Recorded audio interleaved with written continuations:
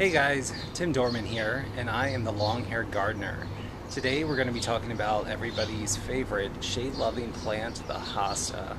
So come along with me as we take a look at some hostas and also some other plant updates.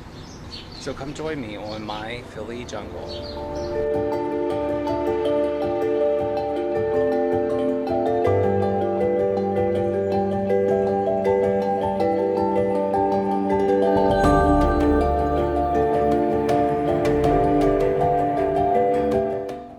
Okay, before we get started talking about the hostas, I do want to just point out a few flowers because if I don't point them out, they will bloom and die before I am able to shoot the next video. So a good example of that is right here. Last time I pointed to this plant and I said, oh, this is a poppy, and I'll show it to you in the next video. Well, guess what? Poppies only flower or bloom for maybe a day or two, and then the petals all fall off. So I did miss that window, but I will put a picture of it up on the screen here for you so you can see what it looks like. I don't normally plant a lot of poppies for that reason, just because the flowering period is so short, but they do have these really nice seed pods that you can also cut off, hang upside down in your house somewhere cool, dark, and dry, and they will dry really nicely. And you can also harvest the seeds for next year. All right, let's moving on here. Okay, I know I have said Caladium many times, and guess what? They are finally starting to pop up. That's these guys right back here. I think down here there's another little spike coming up, which is going to be a Caladium. There are a couple more floating around, but I just wanted to show you that they have surfaced. I also have an elephant here that is popping up. Come around the corner, we've got some more elephant ears, and we're just gonna quickly spin around here. The giant elephant ear, this is the upright version. That's this green little stalk right here. Finally has decided to show up to the party. And there's another Caladium. And there's a really tiny one hiding right over here. So hopefully the next video or two, the Caladiums and the elephant ears will be in full force, and we'll have something really nice to look at. All right, let's move on. My Easter lilies have decided that it is time for them to bloom. Aren't these amazing? See if I can come down here.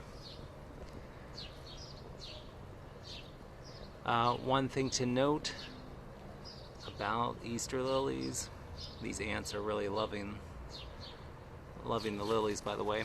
One thing to note about these, just a heads up if you have cats, these are very poisonous for cats, especially the pollen. So that's just something to keep in mind for your pets. And also moving next door here, the daylilies are starting to bloom. I was always fond of these as a kid. They grew wild next to the streets or the roads back home, so they're not rare or extra unique, I guess. They're pretty much everywhere, but I always enjoyed them. I find them to be very pretty. All right, one more thing before we move on to the hostas. I just wanted to point out again how beautiful this flower is right here. And again, this is the angel's trumpet. I came out today and I don't know, I just thought it looked exceptionally nice, and I thought I would share that with you guys. Alright, so that's all for the flower updates. Well, I guess I can just show you down here the lantana is just starting to bloom, so we'll take a look at that again in the future. And also, I think I have given up all hope on these cannas being Tropicana, despite that's what the packaging said when I bought them. The leaves aren't variegated, so it's going to be a surprise to see what they look like when they bloom. Alright, let's move on to the hostas. Alright, it is hosta time. So I was really excited to talk about the hostas. There are 11 different varieties back here, and I naively thought, oh, this is going to be fun. I'm just going to go online and figure out which hostas I have back here, look up the names, and just share that with you guys. Well, little did I know that there are up to 70 different species of hostas with thousands of cultivars. Cultivar is just another, I guess, word for like a hybrid. So, wow. I went online and basically I have no idea what the names of most of these hostas are. I found some that look similar, but I can't guarantee with 100% accuracy that the names that I'm going to share with you are the ones that you're looking at. But I did learn that the hostas are native to Japan and Eastern Asia, so China and Korea. I already did know that they are shade-loving plants, but that doesn't mean that they want to be in complete darkness. So they do prefer, a few hours of dappled sunlight.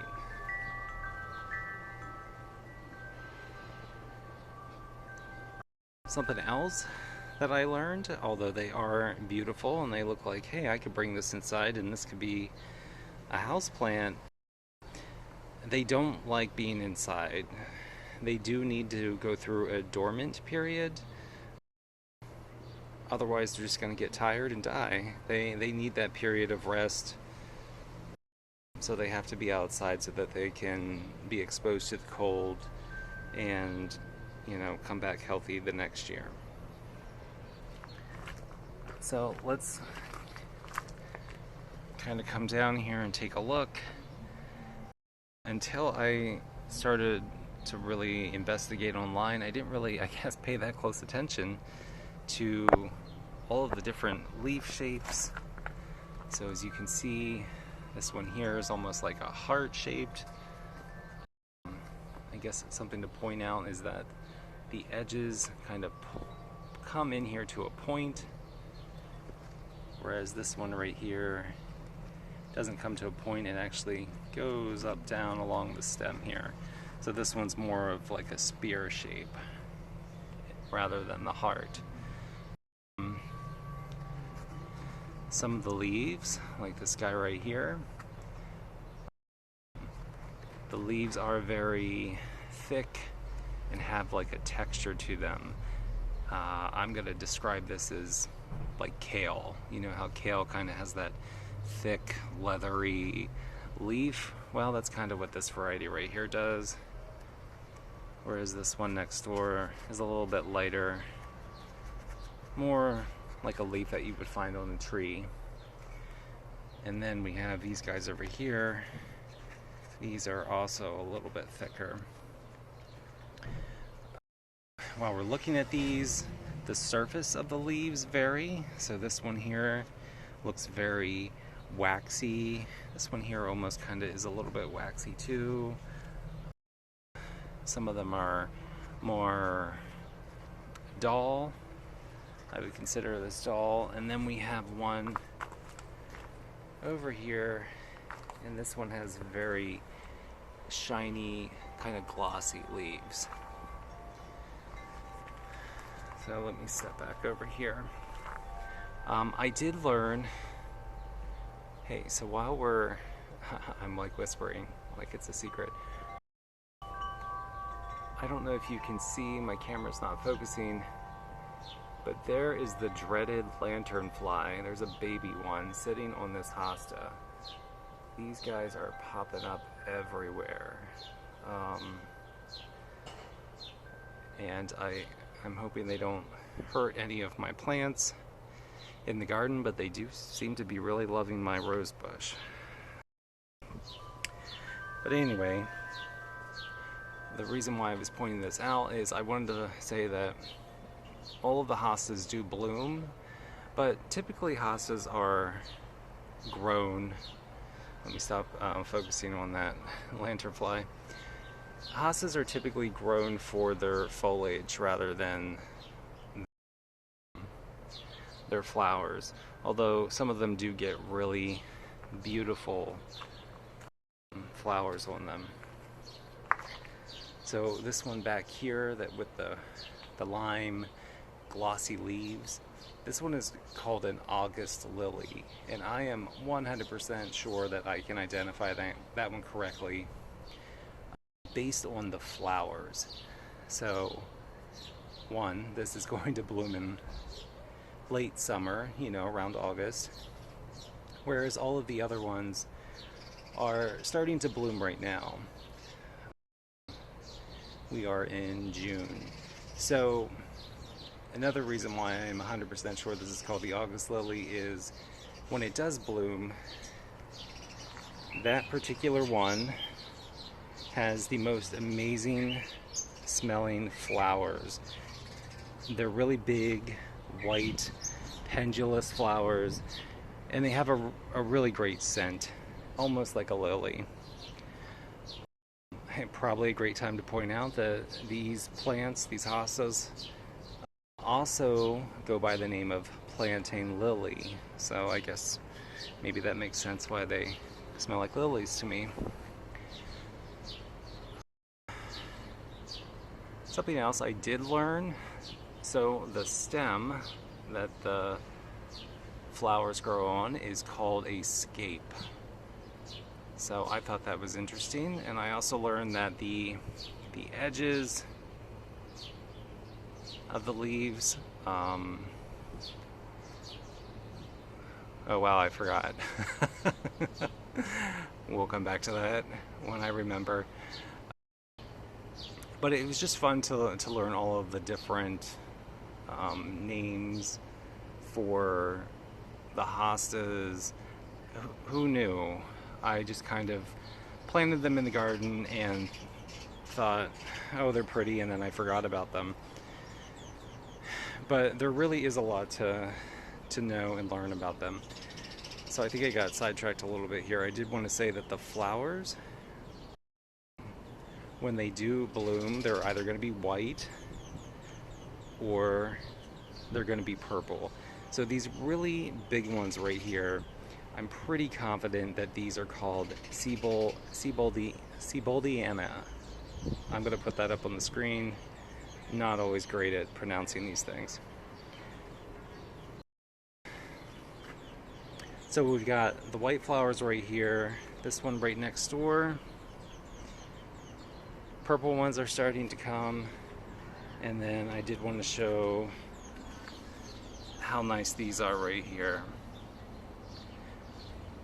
Like I said earlier, unfortunately, I have no idea what the names of all of these are. If you go online and you Google hostas, there are just going to be so many different varieties, and of course I did not save any of the tags. You know, some of these came from my mom, so I just had no idea what they were. And then when you Google, you'll find a picture and you'll think, oh, there, that's the one that I have. And you'll look again, you'll look up that particular name, and then you'll see like 10 more plants that don't look anything like that. So it's really difficult to identify these. So let's see, what else can we look at? The one this guy right here. So this one I can say with 100% confidence that this one is called Autumn Frost, and that's because this one was purchased this year, so of course I paid attention to the tag. Let's see. This one right here, I think this one might be a blue cadet. So again, not 100% accurate, I'm sure, but if you're looking for one that looks similar to this one that you're seeing right here, I would go with or start with a blue cadet. Oh, we're gonna zoom in again on this lanternfly, and he's gone. Alright. So this lime green one back here, this one was the most difficult for me to try to identify. If you like this one, I would maybe start your search with the stained glass variety. There's also another one called Island Breeze, which is similar, except the stems are kind of like a reddish pink color. So I did forget to mention this one back here in the corner. You can see how this one differs from another one that I have, because the white is in the center, whereas the green color is on the edges. So I'm referring to this other one right here where it's the opposite. Got the white on the edges, green in the center. So I just wanted to point that one out back there. I believe this is another undulata variety, Medio variegata. So we'll just pop the name up there on the screen for you. And I do want to point out how I mentioned hostas like that dappled sunlight, and that's what you can see right here. So it's not completely in the shade. There is some filtered sunlight coming through the hostas, which they do prefer over complete darkness. All right. Oh, so now I remember the edges of the leaves are actually called the margins. So just wanted to throw that out there. Let's see. So this guy right here, a recommendation for maybe starting your search if you're interested in this one, I would maybe look up one called June Hosta, or maybe Earth Angel. And this other large, beautiful one right here that I just I keep getting distracted. I'm sorry, by these lantern flies that are hopping all over back here. So I would maybe start looking for one called Dreamweaver, or maybe even Hudson Bay. They kind of have a similar look. So these all green ones here, I think these are pretty common. I believe these are Undulata Aromena. I'm gonna put that up on the screen. Again, some of these are so hard to pronounce. And let's spin around here, since we've already talked about, so the green one, the all green one that I just pointed out, and then there's this one. I think they're in the same family. It starts again with Undulata and Albo Marginata. Yeah, definitely have to put that on the screen for you. Alright guys, I think that wraps it up for today. I hope you enjoyed this Hosta tour. It's going to be another hot one in the 90s today, so I'm ready to get inside. If you enjoyed this video, please click like and subscribe, and I hope to see you on the next video. Bye!